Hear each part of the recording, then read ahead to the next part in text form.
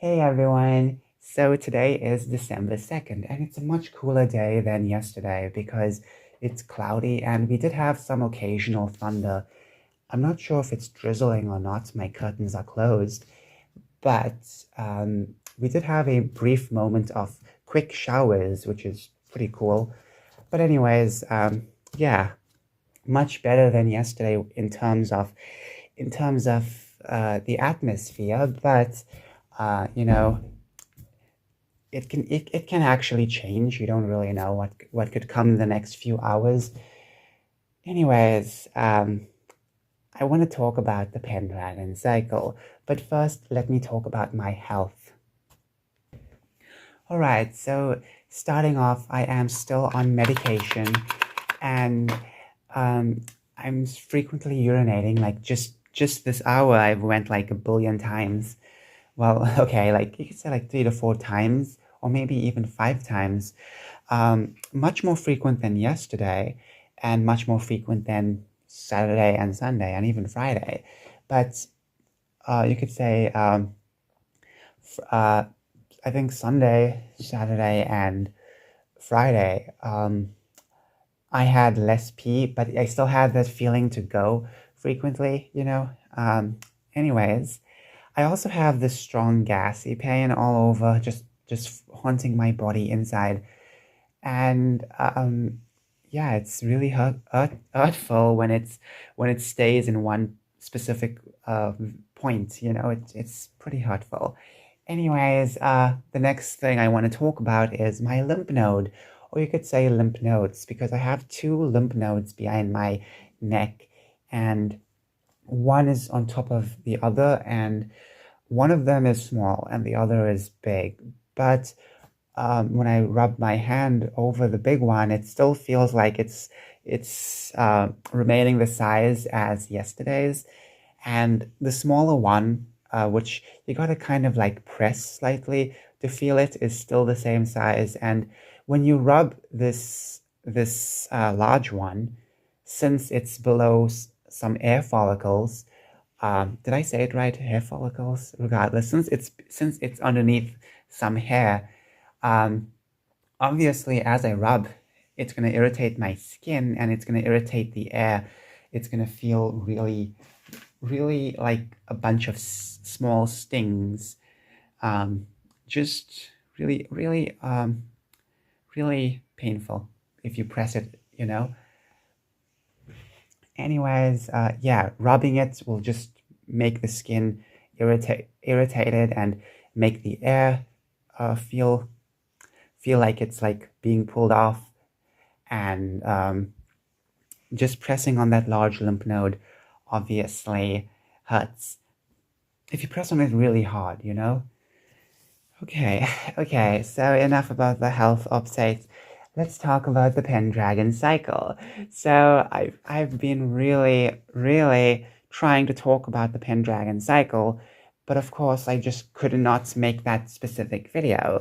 Look, the second trailer is fantastic, and I was astonished to see that the Daily Wire dropped another trailer just a few weeks ago.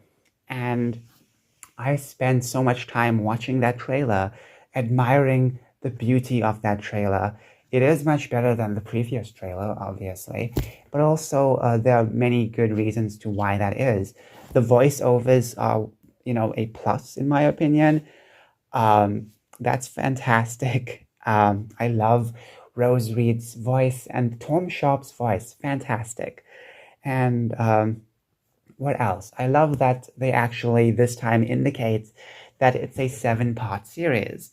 Last time they did not do that, even though they mentioned it in the trailer, sorry, in the description of the trailer, that it's a that 2 parts to episode 1 and 2 will be available for early access, but most people don't read descriptions.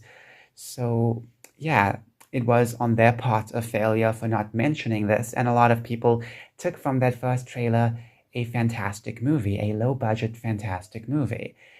So yeah, obviously they learned from that immediately, and when they started re-uploading the behind the scenes footage, guess what? They started putting it in the title card that it's a 7-part series.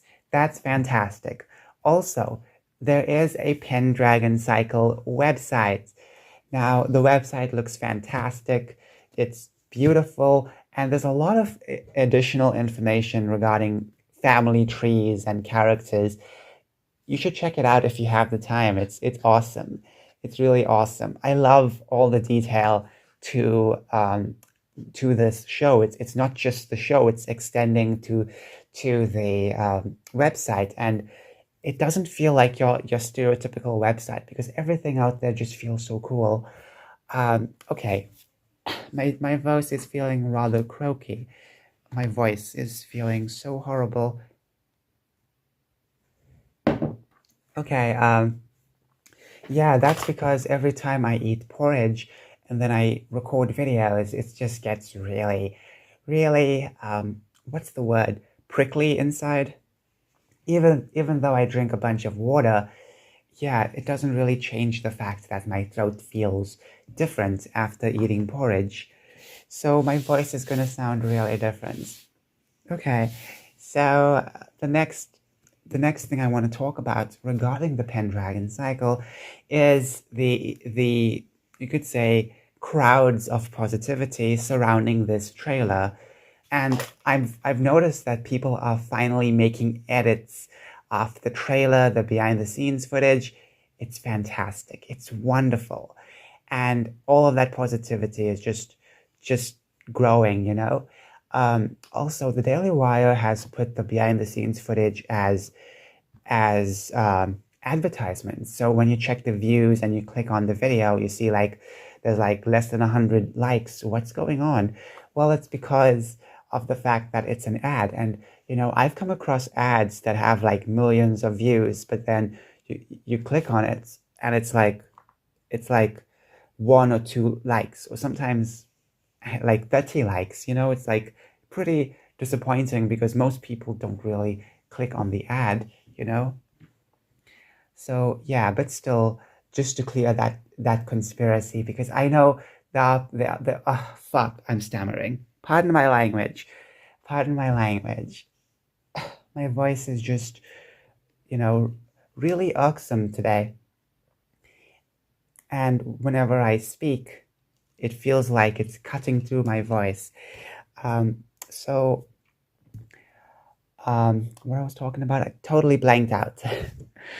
Okay, so yeah, there is this conspiracy that the Daily Wire is view botting. No, they're just showcasing this to the public, and most people aren't going to check the original video out. So, anyways, nonetheless, I also want to point out that there was a sorry, I'm trying to speak, but my voice feels so chained. Okay, so there was an interview done by Pop Culture Crisis, and this was posted last week. An interview with Dallas Sonnier. Turns out I was mispronouncing his surname the entire time. Anyways, this interview, even though it's pretty short, it's filled with juicy moments about Dallas himself, and also some interesting facts about the Pendragon cycle. And we get to find out that Tom Sharp, the lead of the Pendragon cycle, did not have an agent. He just submitted himself in a casting website. How lucky he is to land on this role. And even a few years ago, when the Pendragon cycle was starting production, there were a couple of articles that mentioned that he's a newcomer. And when you check his IMDb page, he doesn't have a lot of acting credits. You know, like I think he was only in like maybe one or two projects years ago, but that's it. So it's interesting to see this guy just land the lead role. And also, I'm really happy that they chose a lot of newcomers, or you could say a lot of people out there who don't really have a lot of popularity. You know, some people would be like, who are these people? But I have to disagree and say, I would rather have a lot more people given an opportunity like this, Because let's face the facts that when you only rely on A-listers, well, guess what? There's a lot of talent that you're just ignoring, and there are reasons why you can, go fuck, pardon my language. Oh my gosh, why can't I speak today?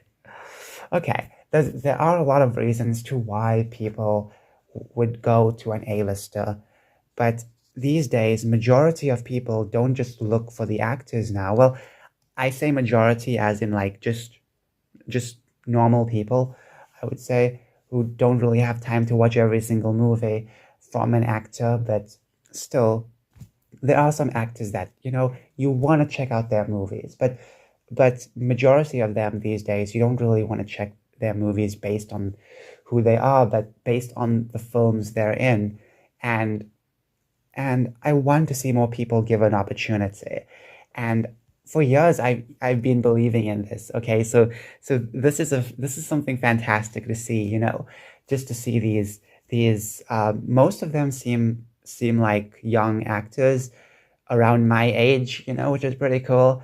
Um, all of them are getting these wonderful roles, and there are some people out there who you would find that was also on like Game of Thrones or something like that, but still majority of the people there are new, and that's just fantastic. I like that. I really like that. I'm a huge advocate for just giving more people opportunities when it comes to TV shows and movies. And yeah. Okay, so um anyways, enough about that little rant. We also get to find out that Jeremy Boring's departure and Brett Cooper's departure did not cause any kind of problem for this show, because Daily Wire is still a relatively small company compared to other companies, and for them to handle something like this, it's going to be really challenging. So Dallas was happy that they did wait some time.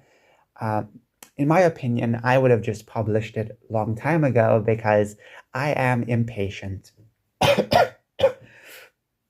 Okay, so yeah, I'm just very impatient, but still, you can't really rush perfection. And apparently, they only have one editor, and Bonfire Legend Studios is still a small company, so you can't really expect them to do so much. And I just love that the final product is just looking so beautiful. Well, the trailer is looking beautiful, but still, that is part of the final product. Anyways, what else can I really talk about this show? Um, trying to think. Hmm.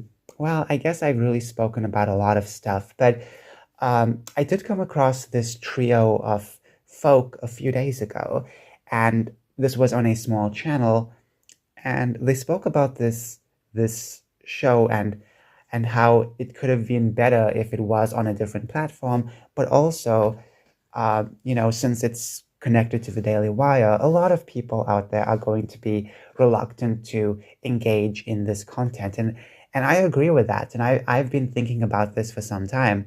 The Daily Wire should have had a completely separate streamer like Bentkey, but for adult stuff, or just for all types of like non-political content.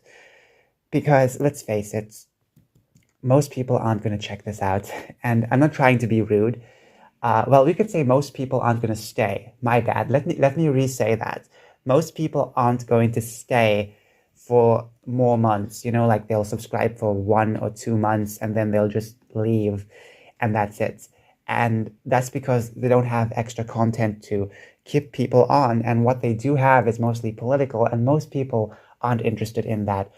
And that's just it, because their trailers aren't just for a small conservative Christian group. It's for a gigantic population, and obviously they have to create a separate platform if they want to continue to make more entertainment. But I can still admire their boldness and their strength to continue to keep going with the entertainment sector, even though it has been severely shrunken this year. I'm still happy that they're still bold about it, because when it comes to conservative leaning entertainment, or entertainment coming from conservatives, let's just put it like that, we don't have a lot.